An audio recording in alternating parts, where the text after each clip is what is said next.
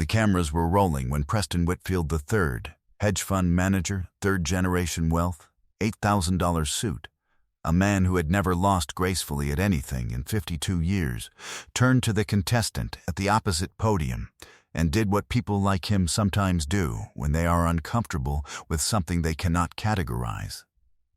He laughed. Not at a joke.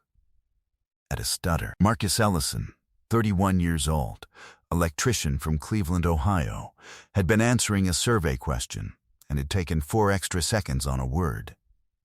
The kind of pause that people who stutter learn to navigate, and the people who love them learn not to notice.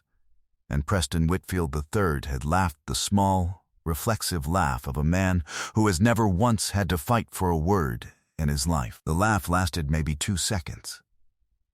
It was quiet enough that half the audience didn't hear it. Marcus Ellison heard it. Steve Harvey heard it. And the 300 people who did hear it went completely silent, in the specific way a room goes silent when something has crossed a line so clearly that even the air changes. Steve Harvey turned to Preston Whitfield III slowly. He looked at him for 5 seconds without speaking. Then he did something that no one in that room predicted. He handed his microphone to Marcus Ellison and stepped back. He said 6 words. 6 words that caused every person in that studio to stand up at once. It was a Thursday in March 2023. Marcus Ellison had come to Atlanta from Cleveland with his wife Denise, his best friend James, his mother Ruth, and his nephew Corey, who was 15. They had matching green shirts that Denise had ordered online. Marcus had been practicing for 3 months, not just the game, but his answers. He'd spent extra time on words that historically gave him trouble, working with a speech therapist he'd seen since he was 8 years old. He had made a plan. He had told Denise, "I'm going to be great." She had said, "You're already great." He had kissed her and gone to practice some more. Marcus Ellison had a stutter.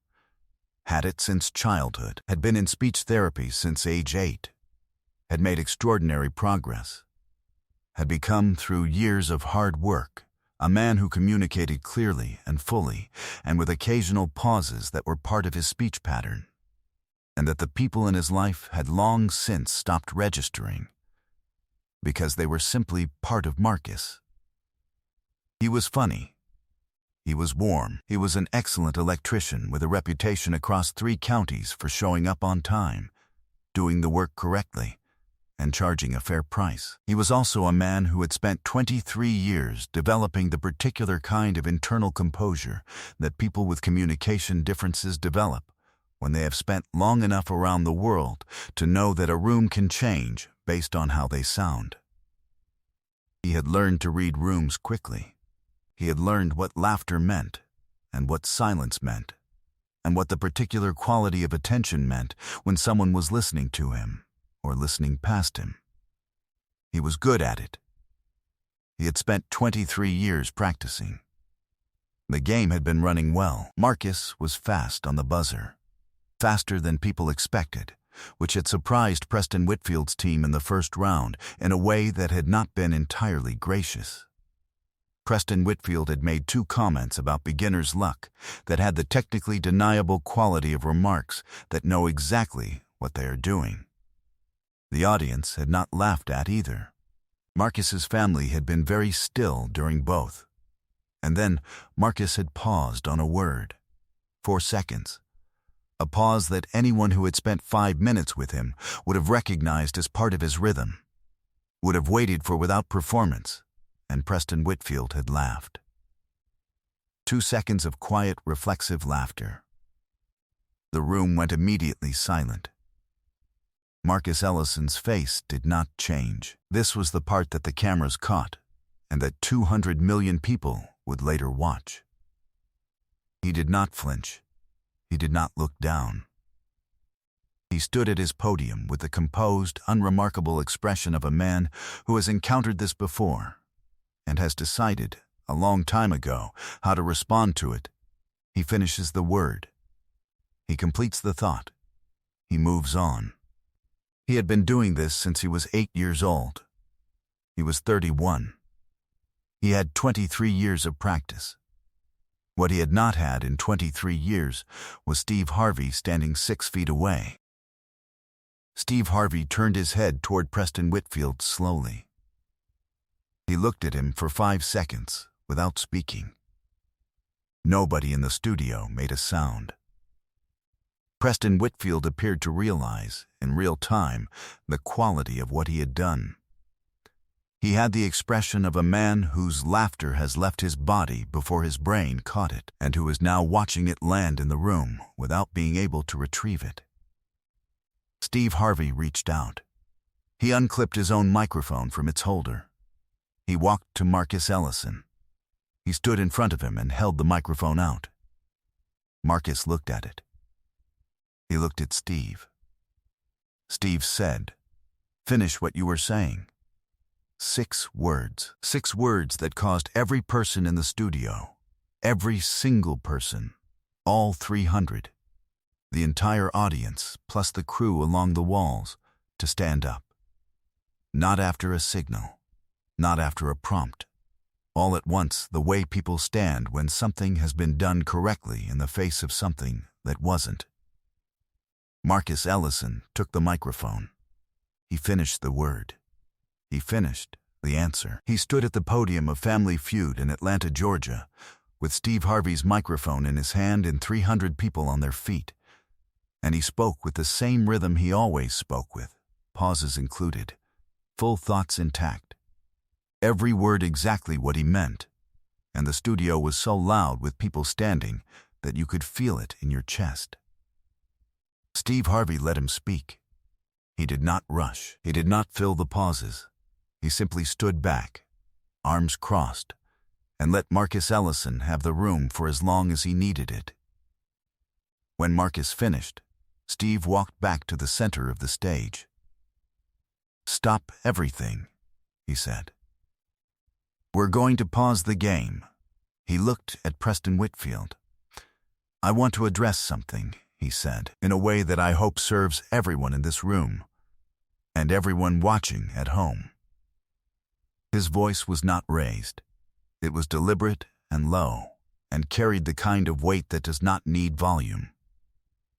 "That man," Steve said, he gestured toward Marcus, "has worked every single day of his life to do what he just did.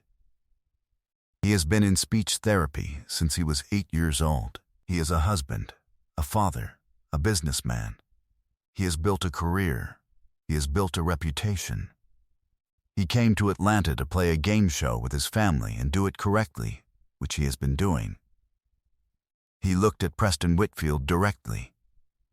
"What happened 30 seconds ago was not funny. And I think, on reflection, you know that."